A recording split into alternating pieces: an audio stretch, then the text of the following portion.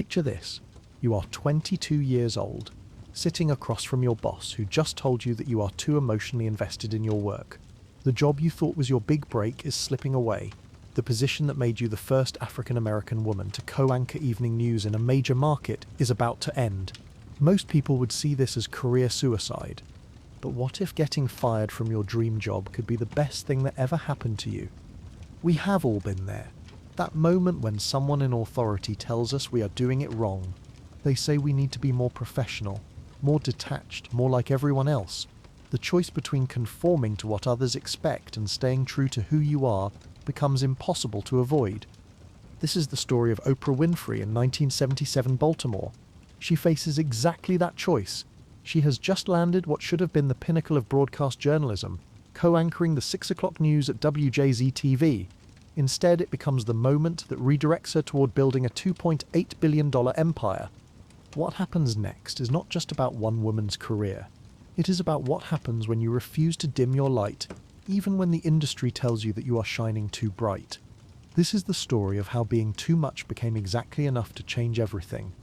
But to understand why what happens next is so devastating, you need to know the incredible journey that brings her to this moment, the path that makes this failure so crushing, and ultimately so transformative.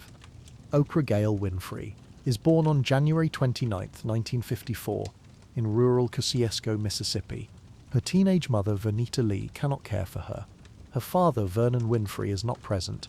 She spends her earliest years with her maternal grandmother, Hattie Mae Lee, on a pig farm where poverty is not just an economic condition, it is a way of life.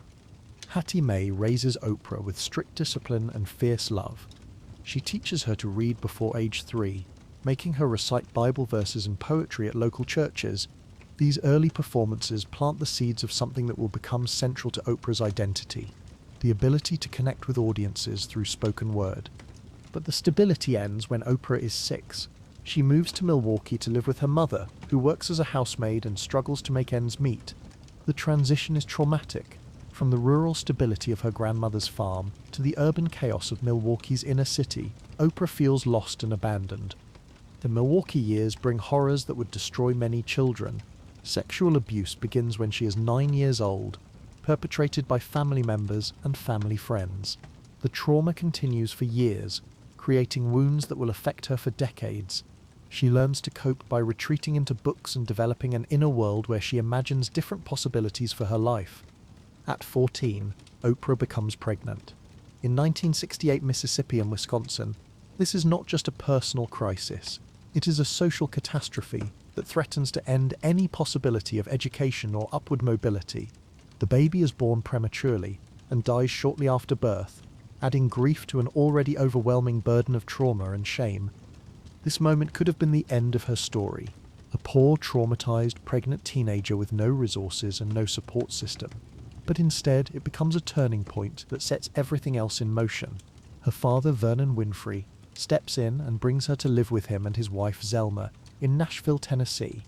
Vernon Winfrey runs a small barbershop and grocery store. More importantly, he believes in education, discipline, and the power of words. He requires Oprah to read books and write book reports. He makes her learn 5 new vocabulary words every day.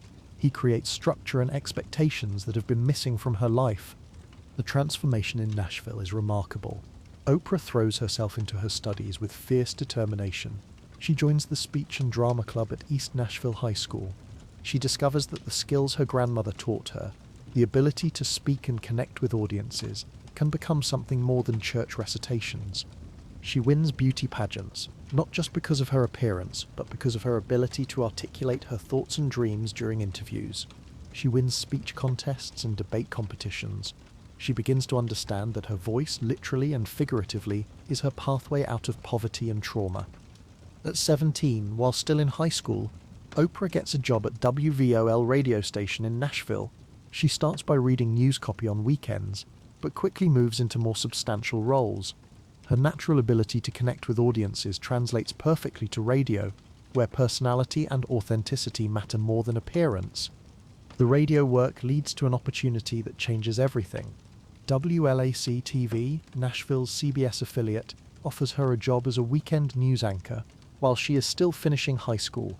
At 19, she becomes Nashville's first African-American female news anchor, making history in a city where segregation is still a recent memory.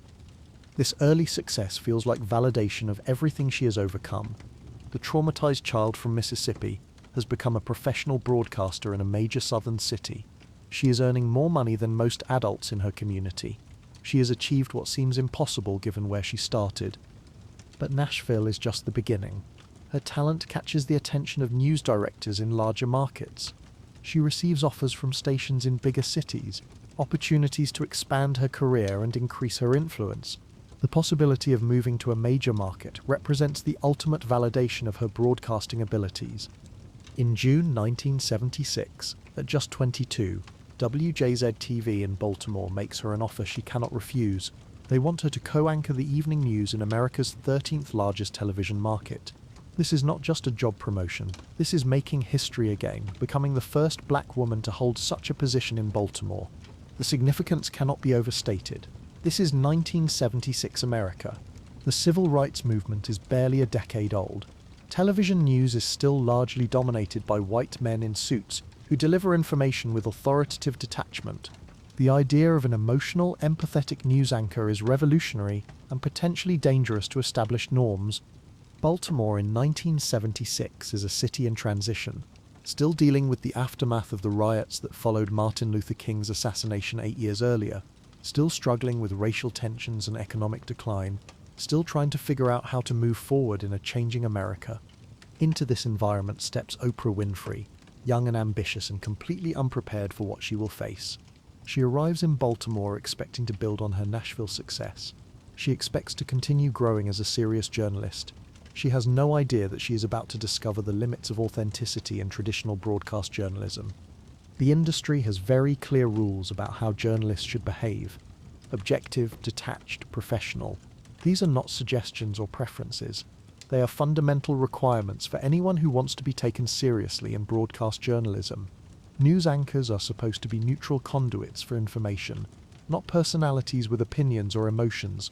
From almost her first day on the air, it becomes clear that Oprah does not fit the traditional mold. While her co-anchor, Jerry Turner, delivers news with standard broadcaster detachment, Oprah cannot help but react to the stories she reads. A house fire that displaces a family leaves her visibly moved. A story about local students winning academic awards brings genuine smiles and quiet expressions of pride. These reactions are subtle at first.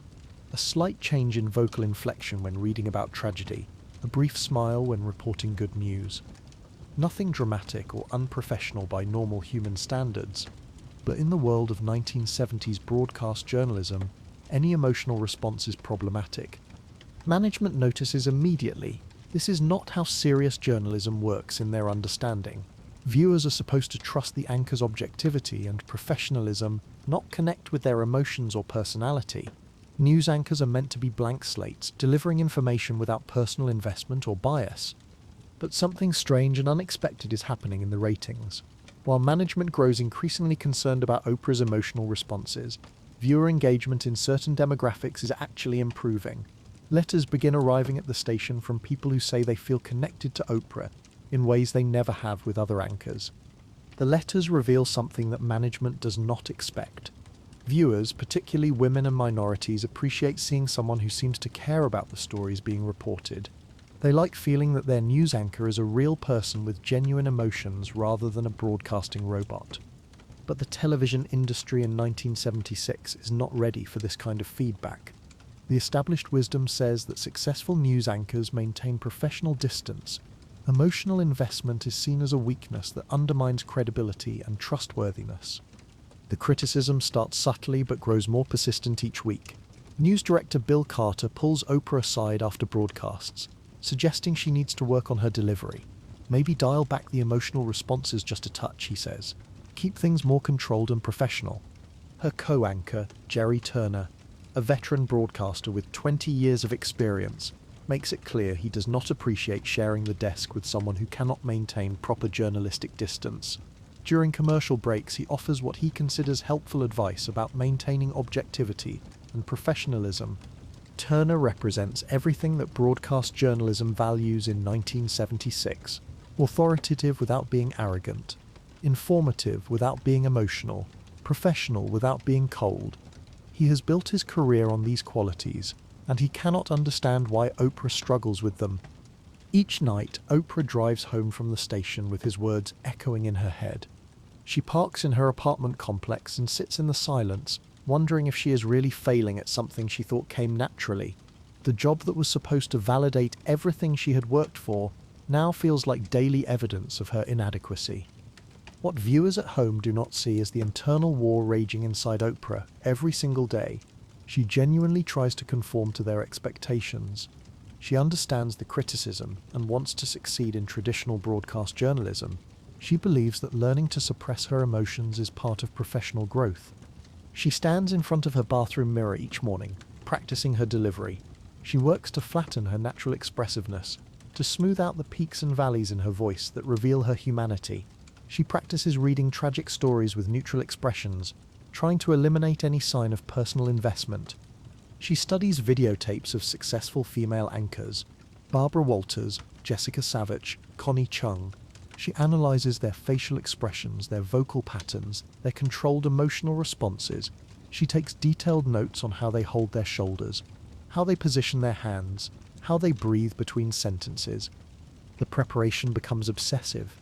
She rehearses reading the teleprompter with different emotional tones, trying to find the perfect balance between engaging and detached. She practices in her car during her commute, reading news stories aloud with clinical precision that feels completely unnatural. But every time she goes live, something breaks through. Her authentic self refuses to stay buried beneath professional training. The mask slips, her humanity shows, and for traditional broadcast journalism in 1976, this is completely unacceptable. The constant pressure wears her down in ways she never anticipated. This is supposed to be her dream job, the culmination of everything she has worked toward, the validation that a poor girl from Mississippi can make it in the big leagues of television journalism. Instead, she feels like she is failing at something she has worked her entire life to achieve. Imagine spending 40 hours a week in an environment where your natural personality is treated as a professional liability, where the qualities that make you human are viewed as weaknesses that need correction, where success requires you to suppress the very traits that got you hired in the first place. This becomes Oprah's daily reality in 1977 Baltimore. The newsroom atmosphere grows increasingly tense as weeks turn into months. Her colleagues begin treating her differently. Some offer supportive smiles and encouraging words, but others exchange meaningful glances when they think she is not looking. The message is clear without being explicitly stated. She is not meeting expectations. She is not fitting in. She is not succeeding at the fundamental requirements of professional broadcast journalism. The dream job is becoming a nightmare of constant criticism and self-doubt. The pressure affects her performance in ways that go beyond emotional control. She becomes hyper-aware of every gesture, every inflection, every facial expression. The self-consciousness makes her delivery stilted and unnatural. She is so focused on suppressing her emotions that she loses the very presence that made her successful in Nashville. Her ratings begin to slip in key demographics. The older, more traditional viewers approve of her increasingly controlled delivery. They appreciate what they see as her growing professionalism and maturity. But younger audiences and minority viewers start tuning out, sensing that something has changed, though they cannot articulate exactly what feels different. Management notices the ratings decline, but draws the wrong conclusion. They believe Oprah needs even more coaching, more refinement, more professional polish. They decide to bring in external consultants to work with her on camera presence and delivery techniques. The consultants arrive with the best of intentions. They are experienced professionals who have worked with successful broadcasters across the country. They understand what makes television journalism effective, and they genuinely want to help Oprah succeed in the industry. But their advice feels like an assault on her identity. They suggest she modulate her voice to eliminate what they call excessive variation. They recommend she practice maintaining neutral facial expressions during emotional stories, regardless of content. They want her to become a perfect broadcast professional who never betrays personal investment in the stories she reports. One consultant actually uses the phrase that will haunt Oprah for months. She needs to learn to be more like a news anchor and less like herself. The words hit her like a physical blow. Everything she has accomplished, everything she has worked toward, apparently requires her to stop being who she is, fundamentally. The coaching sessions become intensive and increasingly uncomfortable. She sits in small rooms with cameras and consultants, practicing reading difficult stories without displaying any emotional response. They give her increasingly challenging material to test her professional detachment. A story about child abuse, and she must maintain perfect composure. A report about elderly people losing their life savings to fraud, and she cannot show sympathy. A piece about a local family losing their home to foreclosure, and she must deliver it with the same tone as a weather report. Each session chips away at something fundamental inside her. She begins to succeed at the exercises, learning to read heartbreaking stories with professional detachment that feels completely unnatural, but the victory feels hollow, like she is winning a game she never wanted to play. Her performance on air improves according to management standards. She displays better emotional control, maintains more consistent delivery, projects the kind of professional authority that broadcast journalism demands. The consultants declare their coaching successful and prepare to move on to their next assignment. But something essential has been lost in the process. The spark that made her unique, the authenticity that connected her with viewers, begins to dim under the pressure of professional conformity. She becomes technically proficient but emotionally distant. She masters the craft while losing the art of human connection. Viewers notice the change, though they cannot articulate what feels different about her recent broadcasts. Letters arrive at the station from people who miss something about Oprah's previous delivery. They cannot pinpoint exactly what has changed, but they sense that something vital is missing from her presence on screen. The ratings tell an increasingly complex story. Traditional demographics respond positively to her increased professionalism and emotional control. Older viewers and conservative audiences approve of her more controlled approach and see it as evidence of growing maturity. But younger demographics and minority viewers begin tuning out more frequently, sensing that the person they once connected with has somehow disappeared behind a mask of professional competence. They lose interest in news delivered by someone who seems to have no personal investment in the stories being reported. Management interprets the mixed ratings as proof that their coaching is working effectively. They focus on the positive response from their target demographic, while dismissing concerns from other viewer segments as unimportant. They believe they are successfully molding Oprah into a professional broadcaster who can succeed in major markets. But internal tensions continue building, as Oprah feels increasingly disconnected from her work and her authentic self. The job that once energized her now feels like a daily performance that drains her emotional reserves and forces her to deny fundamental aspects of her personality. She begins to dread going to work each day, knowing that she must suppress her natural responses and maintain a professional facade that feels completely artificial.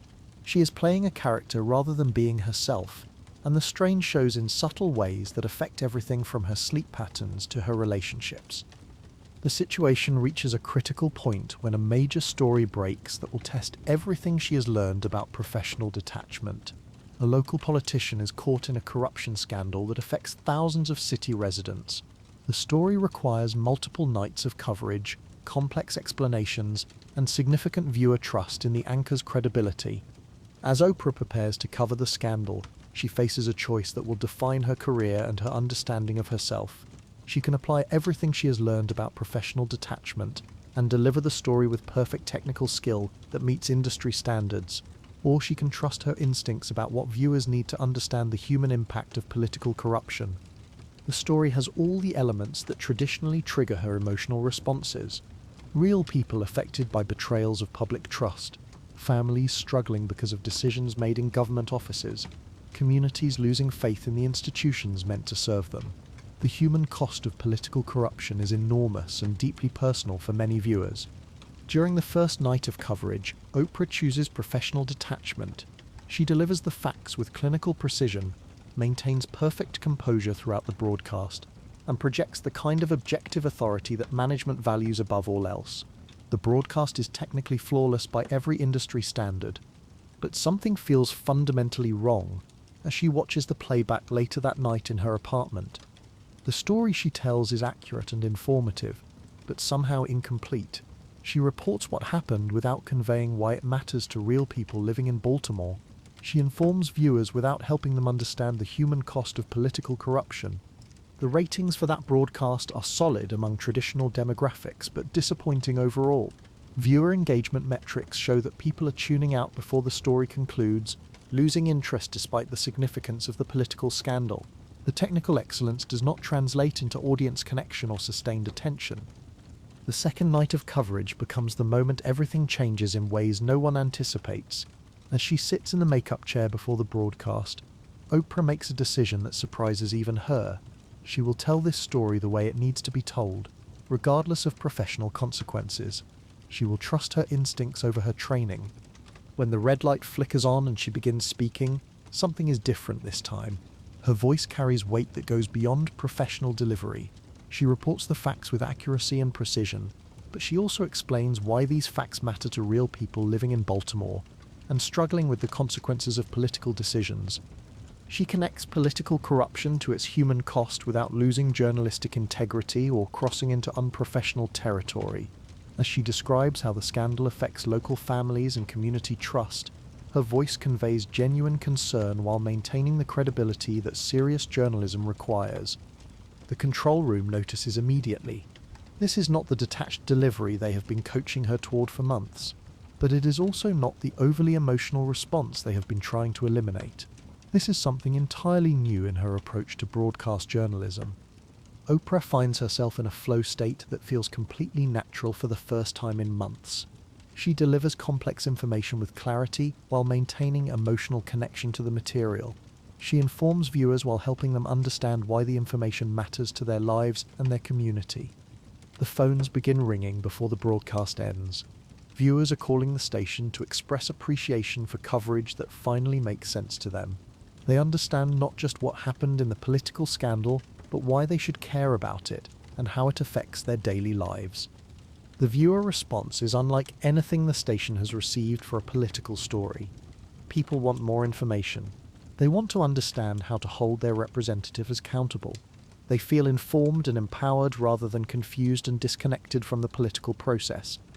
But the real transformation moment comes 3 weeks later during a seemingly routine assignment that changes everything. Management, pleased with her improved performance on the corruption story, assigns her to cover a human interest piece.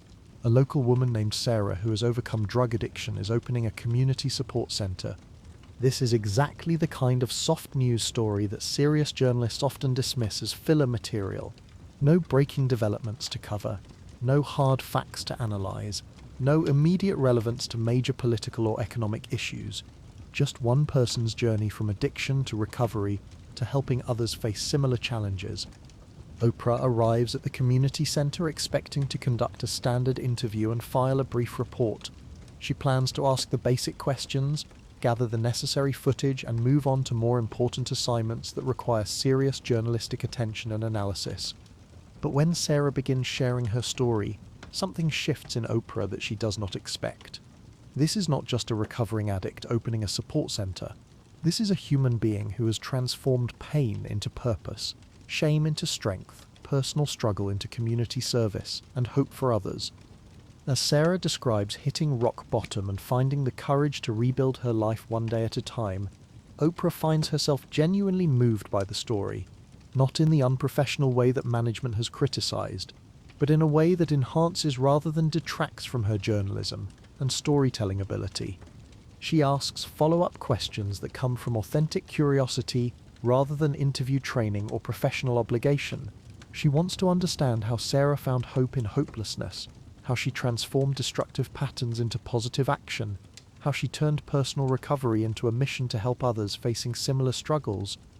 The conversation continues for over an hour, far longer than necessary for a brief news segment or standard human interest piece.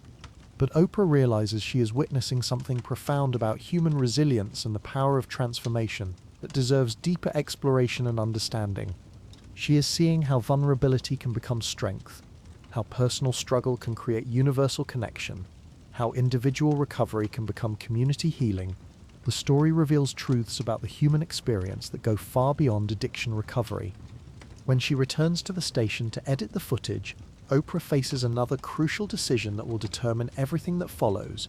She can cut the interview down to standard length, and focus on the basic facts of the support center opening, or she can create something that captures the deeper truth of Sarah's journey and its relevance to anyone facing personal challenges. She chooses to trust her instincts again. The final segment runs longer than typical human interest stories and focuses more on Sarah's transformation process than on the support center's services. But every moment serves a purpose that traditional journalism rarely achieves. Every detail helps viewers understand not just what Sarah accomplished, but how and why she accomplished it. The story becomes a roadmap for anyone struggling with addiction, depression, trauma, or other challenges that feel insurmountable. The response is immediate and overwhelming in ways that surprise everyone at the station.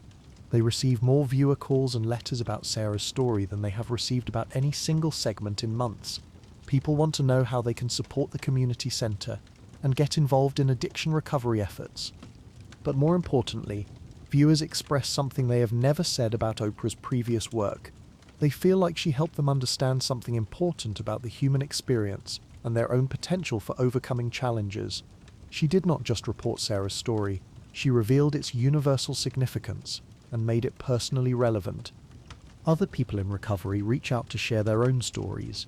Family members of addicts call to express gratitude for coverage that helps them understand what their loved ones are going through. The segment creates a community conversation that extends far beyond the television studio. In that moment, Oprah realizes something that will change the trajectory of her entire career and her understanding of her purpose. Everything the news industry has criticized her for is exactly what makes her effective at this kind of storytelling. Her empathy, her curiosity, her emotional investment.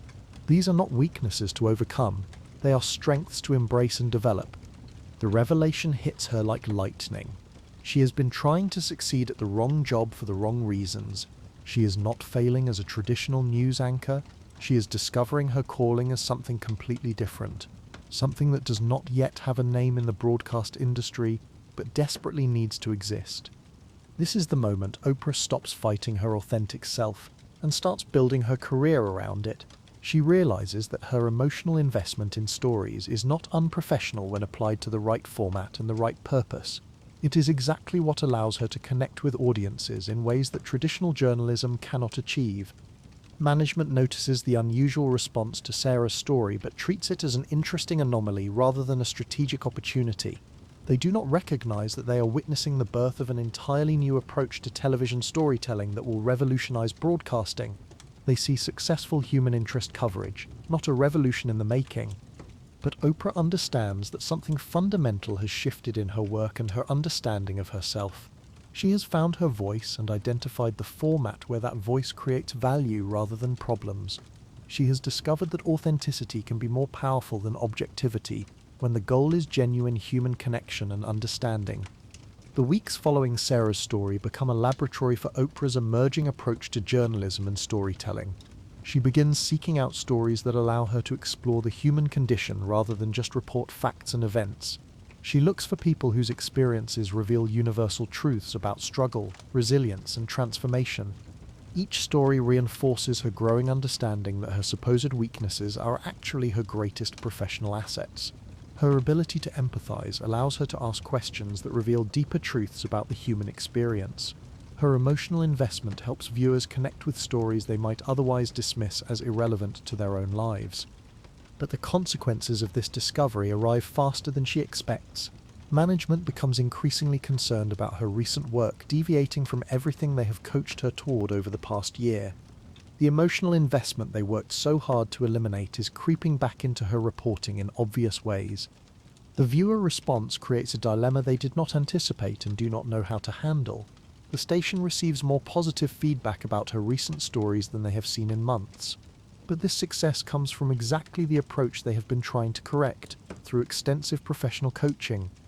Bill Carter calls her into his office on a Thursday afternoon in late 1977.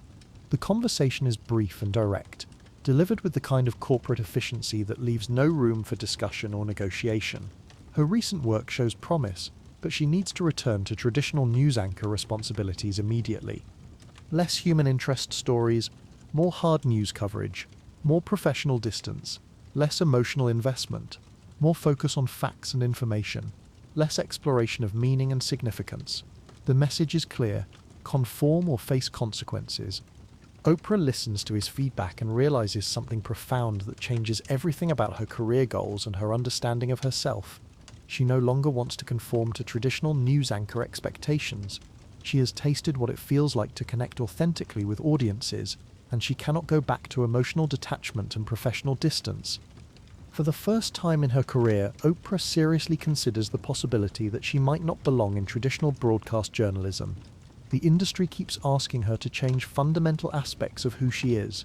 Maybe the problem is not her approach to the work, but her choice of field entirely. The request feels like being asked to abandon everything she has just discovered about her abilities and her purpose. She has found her voice, identified her strengths, and connected with viewers in meaningful ways. Now management wants her to suppress all of that again and return to the approach that made her miserable. In March 1978, management makes the decision for her before she can decide how to respond. They inform her that she will be removed from the evening news anchor desk effective immediately. The official reason involves restructuring and changing viewer preferences. The unofficial reason is that she cannot maintain the emotional detachment required for serious journalism.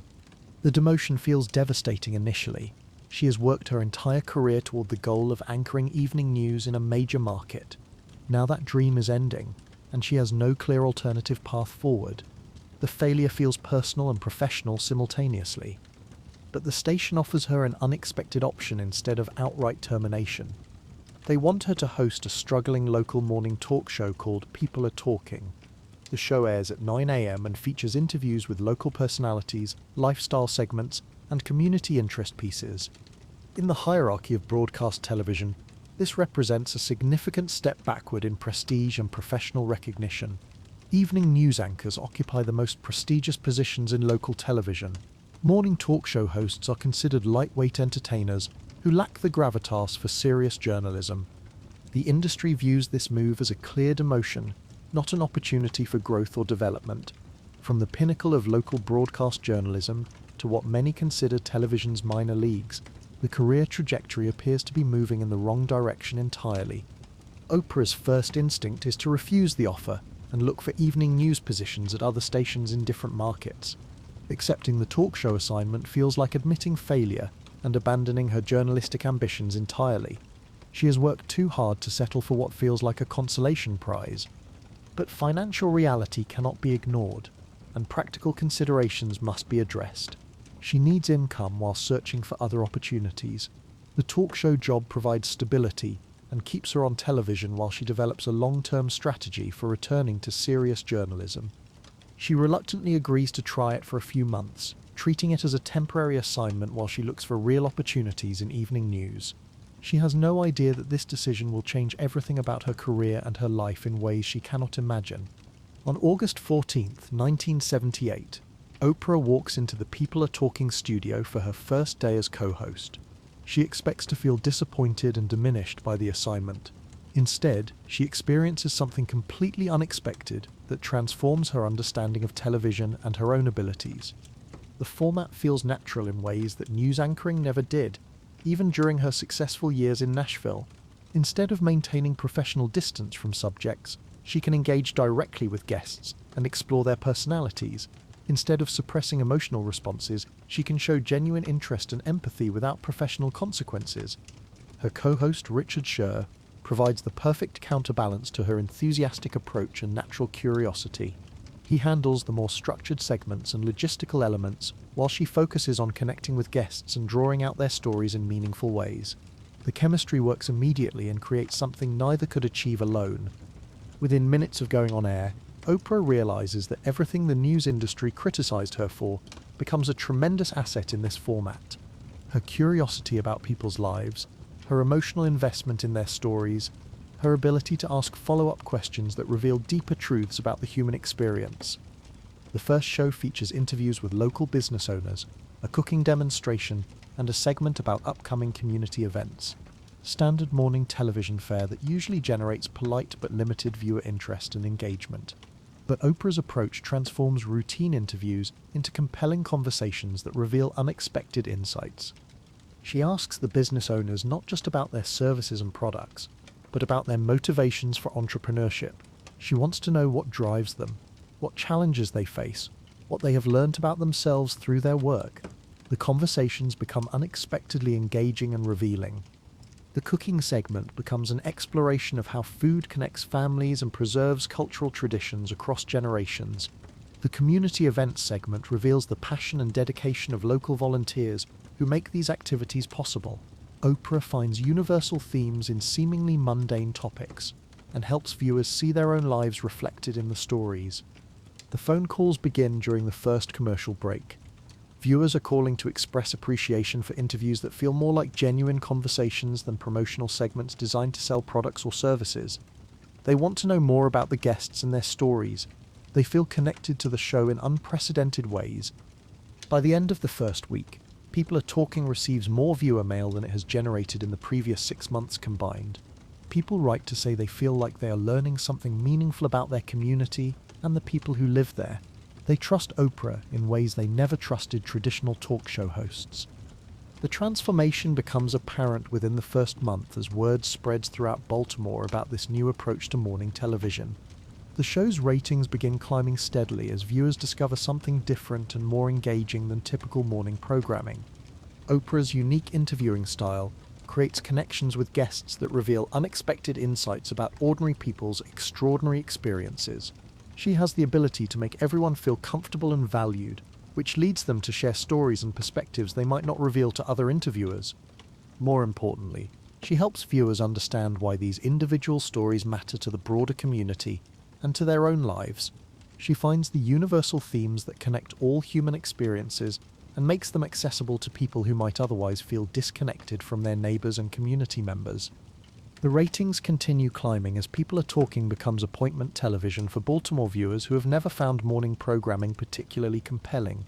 Oprah's ability to find universal themes in individual stories creates a loyal audience that tunes in regularly to see who she will interview next and what she will help them discover about themselves. By 1981, People Are Talking dominates its time slot completely, beating established competition and drawing viewers away from national programming. The show becomes so popular that other Baltimore television stations begin developing similar programs to compete, but none can replicate Oprah's unique combination of empathy, curiosity, and authentic connection. Management finally recognizes that they are witnessing something unprecedented in local television. The woman who was too emotional for news has become the most successful talk show host in Baltimore television history. Her supposed weakness has become her greatest professional strength and competitive advantage. The success leads to opportunities that extend beyond Baltimore's television market. By 1983, People Are Talking is so successful that it begins syndication to other markets. Oprah has gone from being fired for being too emotional to being celebrated for exactly those same qualities. The industry is starting to understand that she has created something entirely new. But the real breakthrough comes when television executives in larger markets begin paying attention to what is happening in Baltimore. The success of People Are Talking attracts interest from stations looking for innovative programming that can compete with established national shows. TV in Chicago makes an offer that will change everything about Oprah's career and her life. They want her to host a struggling morning show called AM Chicago in direct competition with established programs, including Phil Donahue's nationally syndicated talk show, which dominates the market. This represents both a significant career opportunity and an enormous risk. Chicago is the third largest television market in America, with sophisticated and demanding audiences. AM Chicago is currently in last place in its time slot, struggling against formidable and well-established competition. Most industry experts predict that Oprah will struggle in Chicago's competitive market. The audience is larger and more diverse than Baltimore. The existing competition is formidable and well-funded. The pressure to succeed will be intense, and failure would likely end her television career permanently. But Oprah makes a crucial decision during contract negotiations that reveals her growing business sophistication and understanding of her own value. She negotiates for creative control as well as salary increases. She insists on the right to shape the show's direction and choose its focus without interference from management. This negotiation strategy reflects everything she has learned about the importance of authenticity and creative freedom. She will not accept another situation where management can force her to suppress her natural abilities or conform to approaches that do not match her strengths. The contract negotiation becomes a template for every major decision that follows in her career. She prioritizes creative control and long-term strategic positioning over short-term financial gains. She is thinking like an entrepreneur and media executive, not just a television performer. AM Chicago debuts with Oprah as host in January 1984. The challenge is immediate and intense. The show must compete against established programming with loyal audiences and significant promotional budgets. Oprah must prove that her Baltimore success can translate to a larger and more competitive market. Within 3 months, AM Chicago moves from last place to first place in its time slot. The transformation is so dramatic and rapid that industry publications begin analyzing what makes her approach different from established talk show formats, and why audiences respond so enthusiastically. The secret lies in everything she learned during her Baltimore experience, and her journey from news failure to talk show success. She approaches each interview as an opportunity to explore universal human experiences through individual stories. She connects with guests in ways that make audiences feel like participants in genuine conversations, rather than observers of promotional segments. The breakthrough moment in Chicago comes during her 4th week on the air. The show features a panel discussion about weight loss and body image, topics that resonate deeply with Oprah's own struggles and insecurities. Instead of maintaining professional distance, she shares her own experiences with weight fluctuations and the emotional challenges of living in the public eye. This moment of vulnerability creates an unprecedented connection with the studio audience and viewers at home. They see that their talk show host faces the same challenges they do, struggles with the same insecurities, and understands their experiences from personal knowledge rather than professional curiosity. The response is immediate and overwhelming. The station receives thousands of calls and letters from women who feel understood and validated for the first time by a television personality. They appreciate seeing someone who looks like them, struggles like them, and succeeds despite facing the same challenges they face daily. Within a year, AM Chicago is renamed The Oprah Winfrey Show and is being prepared for national syndication. But Oprah makes another strategic decision that will determine her long-term financial success and separate her from every other television personality in the industry. Instead of accepting a traditional hosting contract where she would be a highly paid employee of the network, she negotiates for ownership of the show's content and production. She establishes Harpo Productions, her name spelled backward, and retains control over the Oprah Winfrey Show rather than simply working for the syndication company. This decision reflects sophisticated understanding of how media empires are built and sustained over time. While other television personalities focus on maximizing their salaries and immediate compensation, Oprah focuses on building equity and long-term ownership of intellectual property. She is thinking like an entrepreneur and media mogul, not just a performer or employee. She understands that real wealth comes from ownership rather than employment, from building assets rather than just earning income. This strategic thinking will prove crucial to her eventual billionaire status. The nationally syndicated Oprah Winfrey Show debuts in September 1986 and becomes an immediate phenomenon that transforms daytime broadcasting. Within 2 years, it is the highest-rated talk show in television history, reaching millions of viewers daily and setting new standards for the entire industry. But Oprah's genius lies not just in her ability to connect with audiences, but in her understanding of how to leverage that connection into multiple revenue streams. The talk show becomes just the foundation for a much larger business empire that will eventually make her one of the wealthiest people in America. Her book club recommendations can instantly create bestsellers and transform the publishing industry's understanding of consumer behavior. Publishers compete desperately for her attention, knowing that Oprah's endorsement can move millions of copies overnight and transform unknown authors into household names. The Oprah Book Club becomes a cultural phenomenon that influences American reading habits more than any other single factor. A mention on her show can increase a book's sales by hundreds of thousands of copies within days. Publishers begin writing books specifically with the hope of appealing to Oprah's tastes and interests. She launches the Oprah magazine, which becomes one of the most successful lifestyle publications in America. The magazine reflects her personal brand and philosophy, covering topics like personal growth, relationships, health, and spiritual development.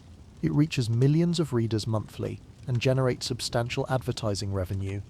She invests in television networks and eventually launches OWN, the Oprah Winfrey Network, giving her unprecedented control over content creation and distribution. She produces films and television shows through Harpo Productions, building a comprehensive media company that spans multiple platforms and formats. She makes strategic investments in companies and causes she believes in, building a diversified portfolio that extends far beyond television hosting and media production. Her investment in Weight Watchers alone generates hundreds of millions of dollars in returns when the company's stock price soars. Every business decision reflects the same principle that made her talk show successful: authentic connection with audiences based on shared experiences and genuine empathy. She builds brands around trust and personal relationships, rather than just entertainment value or information delivery. Her real estate investments span multiple states and include some of America's most valuable properties. Her art collection becomes internationally recognized for both its financial value and cultural significance. Her philanthropic efforts focus on education and empowerment, particularly for women and minorities. By 2003, Oprah becomes the first African-American female billionaire in American history. Her net worth continues growing exponentially, reaching an estimated $2.8 billion and making her one of the wealthiest self-made women in the world. The numbers tell an extraordinary story of compound success and strategic thinking. What began as a failed news anchor position becomes a multi-billion-dollar media empire built on the foundation of authentic human connection and smart business ownership decisions. But the most remarkable aspect of Oprah's success is that she never had to choose between being wealthy and being herself. She built her fortune by embracing rather than suppressing the qualities that made her unique. Her authenticity became her business strategy and competitive advantage. She proved that emotional intelligence could be more valuable than traditional professional skills in the right context. She demonstrated that vulnerability could create stronger connections than authority. She showed that caring about audiences could generate more loyalty than entertainment value alone. Her influence extends far beyond financial success or media ownership. She fundamentally changed how Americans think about personal growth, spiritual development, and the possibility of transformation. She created a cultural conversation about topics that had previously been considered too personal or emotional for mainstream media. She made it acceptable to discuss trauma, abuse, addiction, and other difficult topics on television. She created space for conversations about race, gender, and inequality that had been largely absent from daytime programming. She proved that audiences were hungry for content that addressed their real lives and actual challenges. Today, when young entrepreneurs and media personalities study Oprah's career, they often focus on her business strategies and investment decisions, but the real lesson lies in her willingness to trust her authentic self, even when industry experts advised conformity and professional detachment. Every major decision in her career reflects the same principle she discovered during those difficult months in Baltimore. Success comes not from fitting into existing categories, but from creating new ones that match your unique abilities and authentic approach to work and relationships. The woman who was criticized for being too emotional became successful precisely because of her emotional intelligence and empathy. The anchor who was told she cared too much built an empire based on caring about her audience's lives and experiences in unprecedented ways. Her story reveals the power of turning perceived weaknesses into competitive advantages. The qualities that made her unsuitable for traditional broadcast journalism became the foundation of an entirely new approach to media and communication. She proved that authenticity scales better than performance in building long-term relationships with audiences. People can sense when someone is being genuine versus when they are playing a role, and genuine connection creates loyalty that transcends individual programs or projects. The business lesson is equally important. Ownership creates wealth in ways that employment cannot match, regardless of salary levels. Building assets and intellectual property generates compound returns over time, while working for others limits financial growth to annual compensation increases. Her strategic thinking about content creation and audience development became a template for modern media entrepreneurship. She understood that building a personal brand around authentic values and experiences could create sustainable competitive advantages that competitors could not easily replicate. Oprah's story proves that your supposed weaknesses might actually be your greatest strengths waiting to be recognized and developed. The qualities that make you different from everyone else might be exactly what makes you valuable in ways you cannot yet imagine. Sometimes getting fired from your dream job is the universe pushing you toward your real purpose and true calling. Sometimes the biggest risk is trying to be someone you are not, rather than embracing who you actually are. Sometimes being told you are too much is exactly the signal that you are on the right path. The next time someone tells you to conform, to be more professional, to suppress what makes you unique, remember Oprah in that Baltimore newsroom. Remember that authenticity is not just a nice ideal or personal preference. It is a business strategy that can transform your entire life and create opportunities you never imagined. Remember that the qualities others criticize might be exactly what the world needs, even when traditional systems reject them. Remember that failure in one context can become success in another when you find the right fit for your unique abilities and approach. Your dream job might not be your destiny. Your true calling might be waiting in what looks like a demotion or setback. Your biggest failure might be the first step toward your greatest success and most meaningful contribution. The path from failure to billions is not always obvious, but it often begins with the courage to be authentically yourself even when others demand conformity. Oprah's journey proves that being too much can become exactly enough when you find the right stage for your unique talents and authentic self.